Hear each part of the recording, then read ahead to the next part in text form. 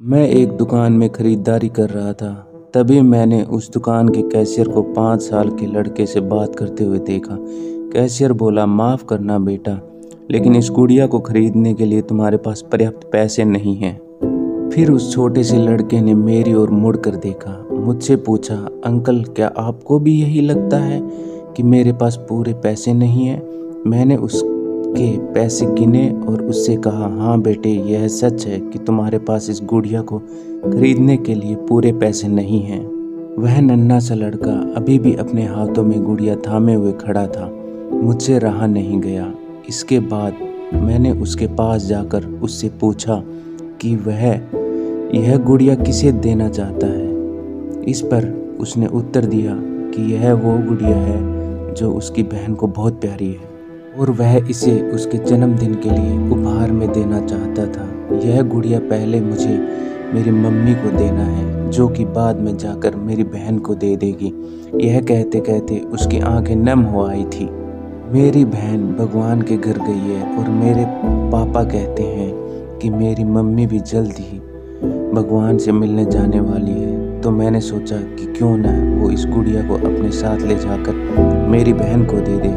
मेरा दिल दक सा रह गया था। उसने ये सारी बातें एक सांस में ही कह डाली और फिर मेरी ओर देखकर बोला, मैंने पापा से कह दिया है कि मम्मी से कहना कि वो अभी ना जाए, वो मेरा दुकान से लौटने तक का इंतज़ार करे। फिर उसने मुझे एक बहुत प्यारा सा फोटो दिखाया जिसमें वह खिलखिलाकर हंस रहा था। इसके बाद उसने मुझसे कहा, मैं चाहता हूँ कि मेरी मम्मी मेरा यह फ़ोटो भी अपने साथ ले जाए ताकि मेरी बहन मुझे भूल नहीं पाए। मैं अपनी मम्मी से बहुत प्यार करता हूँ और मुझे नहीं लगता कि वो मुझे ऐसे छोड़ने के लिए राज़ी होगी। पर पापा कहते हैं कि उन्हें मेरी छोटी बहन के साथ रहने के लिए जाना ही पड़ेगा। इसके बाद फिर से उसने उस गुड़िया को गमगीन आंखों से खामोशी से देखा। मेरे हाथ जल्दी से अपने बटुए तक पहुँचे और मैंने उससे कहा, चलो एक बार और गिनती करके देखते हैं कि तुम्हारे पास गुड़िया के लिए पर्याप्त पैसे हैं या नहीं। उसने कहा, ठीक है, पर मुझे लगता है मेरे पास पूरे पैसे हैं। इसके बाद मैंने उससे नज़रें बचाकर कुछ पैसे उसमें जोड़ दिए और फिर हमने उन्हें गिनना शुरू किया। ये पैसे उसकी गुड़िया के लिए काफ़ी थे। यही नहीं, कुछ पैसे अतिरिक्त बच भी गए थे। नन्हे से लड़के ने कहा, भगवान का लाख लाख शुक्र है मुझे इतने सारे पैसे देने के लिए। फिर उसने मेरी ओर देखकर कहा कि मैंने कल रात सोने से पहले भगवान से प्रार्थना की थी कि मुझे इस गुड़िया को खरीदने के लिए पैसे दे देना ताकि मम्मी इसे मेरी बहन को दे सके, और भगवान ने मेरी बात सुन ली। इसके अलावा मुझे मम्मी के लिए एक सफ़ेद गुलाब खरीदने के लिए भी पैसे चाहिए थे, पर मैं भगवान से इतने ज़्यादा पैसे मांगने की हिम्मत नहीं कर पाया था।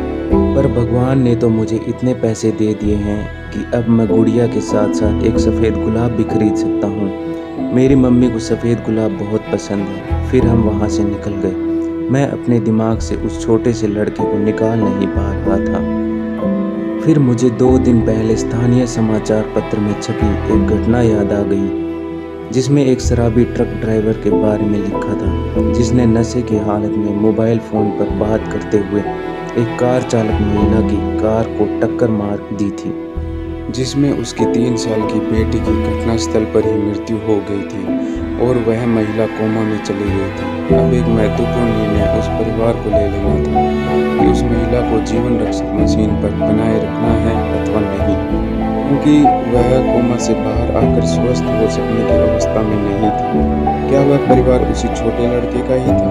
मेरा मन रोम रोम कांप उठा। मेरी उस नन्हे लड़के के साथ हुई मुलाकात के 2 दिन बाद मैंने अखबार में पढ़ा कि उस महिला को बचाया नहीं जा सका। मैं अपने आप को रोक नहीं सका और अखबार में दिए पते पर जा पहुंचा, जहां उस महिला को अंतिम दर्शन के लिए रखा गया था। वह महिला धवल कपड़ों में थी, अपने हाथ में एक सफ़ेद गुलाब और उस छोटे से लड़के का वह फोटो लिए हुए और उसके सीने पर रखी हुई थी वही गुड़िया। मेरी आंखें नम हो गई और नम आंखें लेकर वहां से लौटा। उस नन्हे से लड़के का अपनी माँ और उसकी बहन के लिए जो प्यार था वह शब्दों में बयां करना मुश्किल है, और ऐसे में एक शराबी चालक ने अपने घोर लापरवाही से क्षण भर में उस लड़के से उसका सब कुछ छीन लिया था। इस कहानी से सिर्फ और सिर्फ एक पैगाम देना चाहता हूँ, कृपया कभी भी शराब पीकर और मोबाइल पर बात करते समय वाहन ना चलाएं।